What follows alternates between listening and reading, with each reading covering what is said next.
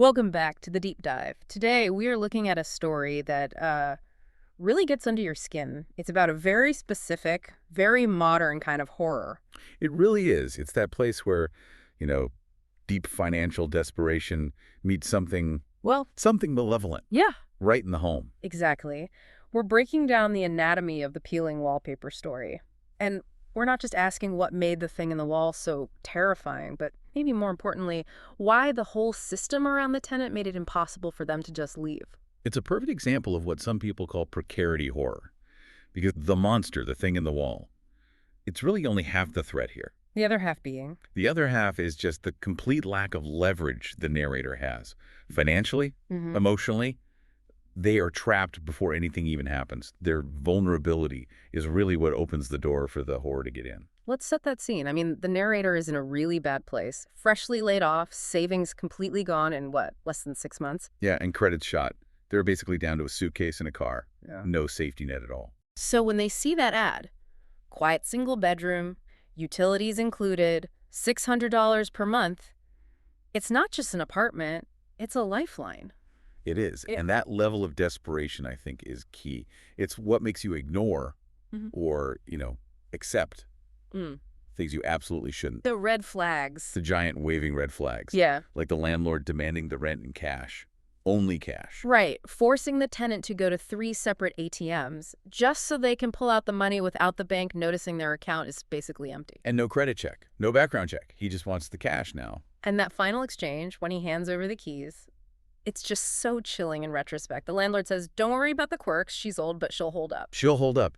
Who talks about a house like that? Like it's alive. Yeah. And maybe not doing so well. It just immediately sets up this power dynamic where the tenant is already responsible for managing the house's quirks because they have no other choice. They can't afford to be picky. You're just grateful to have a roof over your head. And that gratitude, it costs you. It costs you your judgment. So the narrator moves in, and the place is fine. I mean, old, chipped paint, floors that groan. Standard stuff for an old rental. But the one thing that stands out is the wallpaper in the bedroom. It's just on one wall, faded, floral, kind of tacky. But it's just wallpaper, or so it seems. At first, yeah. And the first sign that something is wrong is, well, it's something you can easily explain away. This soft sound. The squirch. Right. Always around 3 a.m. Coming from behind that one specific wall. You'd think mice. Mice, old pipes, the house settling. You'd rationalize it. It's a classic misdirection. The narrator hears a problem and, correctly diagnoses it as something mundane. But then the sound stops, and something else starts.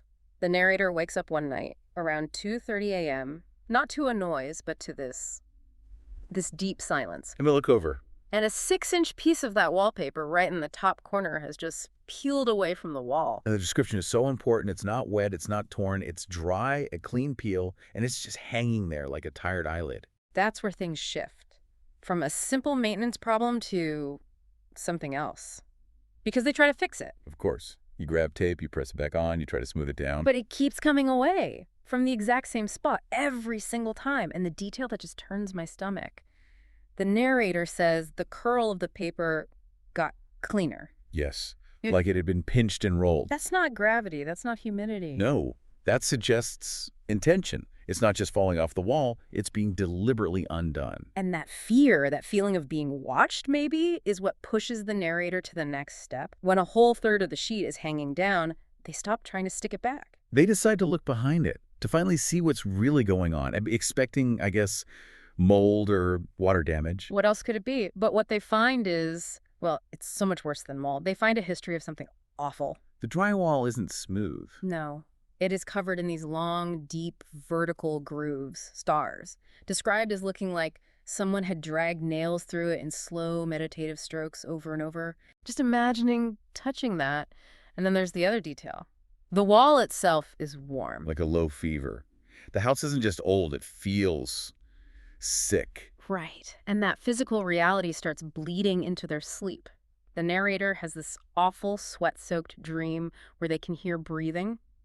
right next to them. That classic horror moment. They wake up, and the wallpaper has peeled even further down, all the way to shoulder height, in this perfect, clean fold, like it's waiting for them. It's an invitation. And that's when the narrator's mindset just completely flips. They're not thinking about fixing it anymore. No, this is pure survival instinct kicking in. Yeah. They grab a stapler and just slam the paper flat, staple after staple. And then shove their heavy bookshelf, still loaded with boxes, right up against it, as hard as they can. And they realize, in that moment, they're not trying to save their security deposit. They're trying to keep something out. That's the turning point, isn't it? When you stop worrying about money and start worrying about your life. And right on cue, that's when the other antagonist shows up, the landlord. The bureaucratic monster. Exactly. The narrator calls him about the damage, and his reaction is just ice cold, hostile even. He's not worried about safety. He's worried about his asset. He starts going on about the wallpaper itself. Says it's some kind of expensive, original install Italian import from the 80s. He's weaponizing the surface, the decoration, to ignore the rot underneath. He forbids the narrator from touching it. The line is just brutal. You tear it, you pay for it. You paint over it, you're definitely paying for it. He makes it financially impossible to deal with the actual threat. He's essentially building a financial cage around the supernatural horror, and then he confirms the cycle. Oh, this part. It's so chilling. He just casually mentions the last guy. Says he tried the same thing, that the wallpaper kept coming up. And what happened to him? Broke his lease and the landlord ruined his credit? So this landlord isn't just oblivious. He's an active part of it. He knows this house does something to people, and he just keeps renting it out. The narrator is completely cornered, trapped between whatever is in that wall and the financial ruin waiting for them if they run. So they do one last check. One last attempt at a rational explanation. They peel the paper all the way back. And that's when they see it. Not mold. A dark, circular spot on the drywall. They try to scrub it, thinking it's just, some kind of stain. But it doesn't walk off. It smears. It spreads out into these thin, black, spider-like veins. And you can just feel that slow, dawning horror as the narrator watches those veins connect, cohere. Into a handprint. A black handprint, bigger than their own, pressed flat against the wall from the other side. And the wall is hot now. The narrator says it felt like skin under a fever. This is it.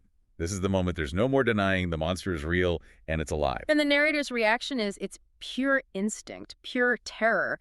They grab wallpaper paste and just smear it right over the handprint. Trying to undo what they saw, trying to put the barrier back up. They press the paper back down, staple the edges shut. They're trying to seal it in, to pretend it's not there. But of course it is.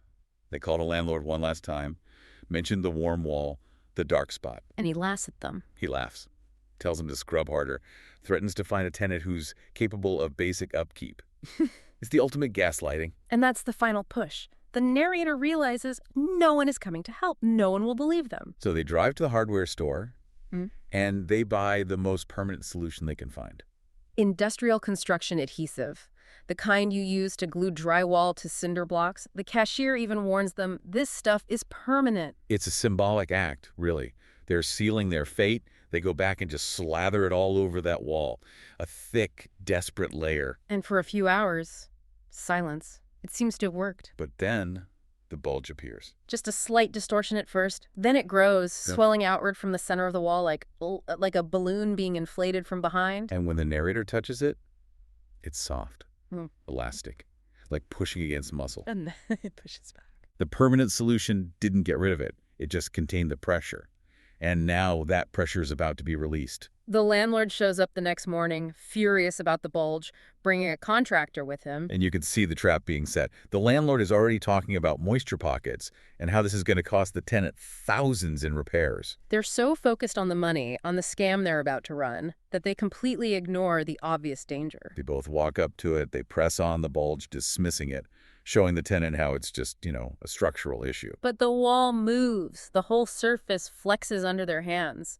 It pulses. Once. And then there's this sound. A wet, sticky pop. And the wall just ruptures. It explodes outward, splattering this thick black liquid everywhere. And for the first time, they see it. A hand, slick the color of tar, with fingers that are too long, tapered into these jagged, uneven hooks. It slams into the landlord's chest. And the violence of it. Yeah. It's just instantaneous. The hand yanks him, pulls his entire body through that small hole with this impossible force. The narrator hears bones snapping, the body folding like wet cardboard. And then he's gone. Just gone. And the wall immediately flattens out, smooths over like nothing ever happened. The only proof it wasn't a dream is a messy red ring on the wallpaper and the landlord's keys clattering to the floor. The police come, of course. The contractor called them in a panic, but they find a clean room, an undisturbed wall. It's logged as an unresolved disappearance. The supernatural horror just retreats back into the perfectly normal domestic setting, erasing itself. The narrator got out, left the deposit, left most of their stuff, just abandoned it all to that smooth, quiet wall. And now they live in a loud, cramped house share. And the story ends with this crucial line. The narrator says that there, the walls don't breathe. They traded that terrifying, independent quiet for noisy, crowded, verifiable safety. And that's really the heart of it. The monster was terrifying, yes, but it only had power because the whole system, the landlord, the lease, the threat of financial ruin, held the victim in place. The monster was trapped in the wall, sure, but the narrator was trapped by the lease. Which leaves us with a question for you to think about. We all try to explain away strange things, especially when we're stressed. But how many real-world anxieties, a bad landlord, mounting debt, being ignored, prime us to accept something truly hostile? How often do we reach for a permanent solution like that industrial adhesive without knowing what exactly we're sealing away for good?